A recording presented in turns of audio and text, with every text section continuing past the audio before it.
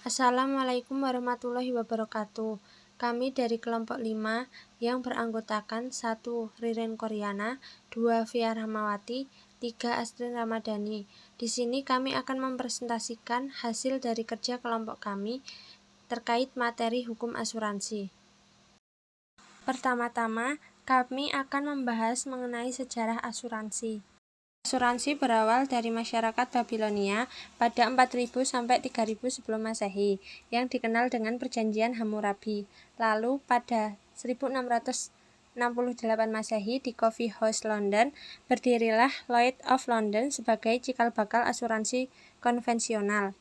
Sumber hukum asuransi adalah hukum positif, hukum alami, dan contoh yang ada sebelumnya sebagaimana kebudayaan. Asuransi membawa misi ekonomi sekaligus sosial dengan adanya premi yang dibayarkan kepada perusahaan asuransi dengan jaminan adanya transfer of risk, yaitu pengalihan atau transfer resiko dari tertanggung kepada penanggung. Asuransi di Indonesia berawal pada masa penjajahan Belanda terkait dengan keberhasilan perusahaan dari negeri tersebut di sektor perkebunan dan perdagangan di Indonesia. Untuk memenuhi kebutuhan jaminan terhadap keberlangsungan usahanya, tentu diperlukan adanya asuransi. Perkembangan industri asuransi di Indonesia sempat vakum selama masa penjajahan Jepang. Selanjutnya, apa sih definisi asuransi itu? Pada pasal 246 Kitab Undang-Undang Hukum Dagang atau KUHD yang berbunyi sebagai berikut.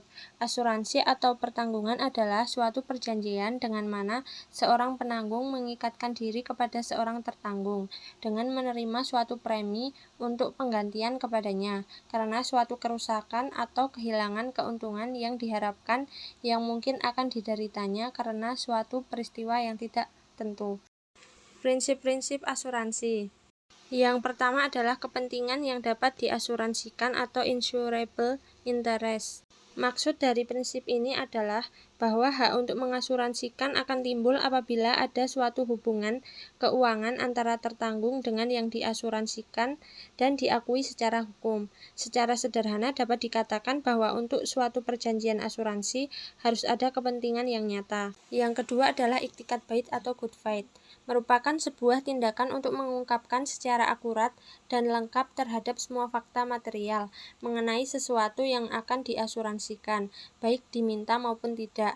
Artinya adalah bahwa penanggung harus dengan jujur menerangkan dengan jelas segala sesuatu tentang luasnya syarat atau kondisi dari asuransi, dan tertanggung juga harus memberikan keterangan yang jelas, teliti, dan benar atau objek atau kepentingan yang dipertanggungkan, risiko-risiko yang dijamin maupun yang dikecualikan. Selanjutnya, sebab akibat atau proximate cause. Apabila kepentingan yang diasuransikan mengalami musibah atau kecelakaan, maka pertama-tama akan dicari sebab-sebab yang efektif dan efisien yang dapat menggerakkan suatu rangkaian peristiwa tanpa terputus, hingga akhirnya terjadilah musibah atau kecelakaan tersebut.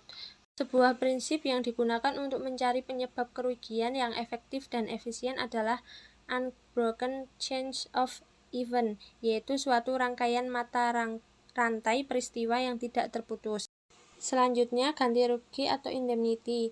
Ganti rugi merupakan suatu mekanisme saat penanggung menyediakan kompensasi finansial dalam upayanya menempatkan tertanggung dalam posisi keuangan yang ia miliki sesaat sebelum terjadinya kerugian.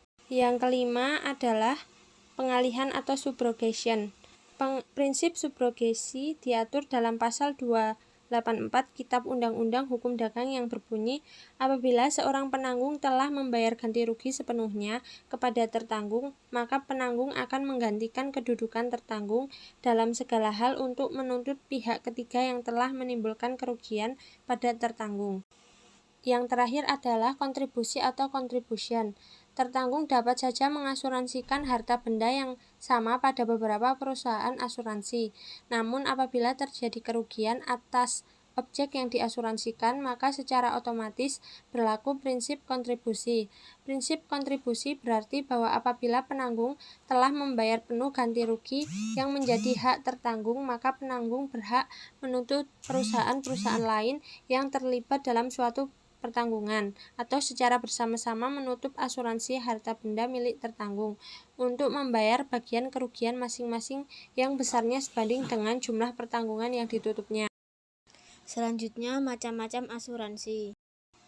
Asuransi kesehatan merupakan produk asuransi yang menangani masalah kesehatan tertanggung karena suatu penyakit serta menanggung biaya proses perawatan. Asuransi jenis ini memiliki manfaat yang lengkap dari rawat jalan, rawat inap, hingga penyakit kritis. Asuransi jiwa. Asuransi jenis ini diperuntukkan untuk menanggung orang dari kerugian finansial tidak terduga yang disebabkan oleh resiko kematian atau resiko hidup terlalu lama. Sejumlah uang ini akan diterima oleh ahli waris dengan manfaat keluarga tercinta dapat melanjutkan hidup dan mengejar mimpi meski kita sudah tidak dapat bersama mereka. Asuransi pendidikan. Masa depan anak adalah hal yang paling berharga bagi setiap orang tua. Sudah menjadi kewajiban kita sebagai orang tua untuk memberi bekal paling berharga bagi masa depan anak, yaitu pendidikan. Biaya pendidikan pun semakin meningkat tiap tahun. Sebaiknya disiapkan sejak dini. Salah satu solusinya dapat melalui asuransi pendidikan. Asuransi jaminan hari tua. Menikmati hidup di masa pensiun setelah puluhan tahun bekerja adalah impian setiap orang. Menghabiskan waktu bersama keluarga dan melakukan hobi yang tak sempat dikerjakan selama masa produktif akan menjadi agenda yang sangat menyenangkan untuk dijalani di masa pensiun. Namun itu semua tentu butuh biaya. Asuransi menyediakan solusinya. Asuransi perjalanan. Fungsi asuransi perjalanan tak jauh beda dengan fungsi asuransi biasa, yaitu sebagai salah satu bentuk proteksi kepada nasabah dengan jangka waktu pendek, selama pembeli premi melakukan perjalanan hingga kembali pulang. Selanjutnya, polis. Polis dalam asuransi merupakan bukti tertulis atau surat perjanjian antara pihak-pihak yang mengadakan perjanjian, yaitu pihak tertanggung dan penanggung. Fungsi polis bagi tertanggung antara lain: 1. Bukti tertulis atas jaminan penanggungan untuk mengganti kerugian yang mungkin dideritanya yang ditanggung oleh penanggung. 2. Bukti pembayaran premi kepada penanggung. 3. Bukti autentik untuk menuntut penanggung apabila lalai atau tidak memenuhi jaminannya. Fungsi polis bagi penanggung antara lain: 1. Bukti atau tanda terima premi asuransi dari tertanggung. 2. Bukti tertulis atas jaminan yang diberikannya kepada tertanggung untuk membayar ganti rugi yang mungkin diderita oleh tertanggung. 3. Bukti autentik untuk menolak tuntutan ganti rugi atau klaim apabila penyebab kerugian tidak memenuhi syarat polis. Perlindungan kepentingan pemegang polis. 1. Pada awal pendirian, perusahaan asuransi dan reasuransi harus menempatkan sekurang-kurangnya 20% dari modal di setor yang dipersyaratkan dalam bentuk deposito berjangka. 2. Deposito tersebut merupakan jaminan terakhir dalam rangka melindungi kepentingan pemegang polis. 3. Premi harus ditetapkan pada tingkat yang mencukupi. Sekian presentasi dari kelompok kami. Apabila ada kesalahan, mohon dimaafkan. Terima kasih. Wassalamualaikum warahmatullahi wabarakatuh.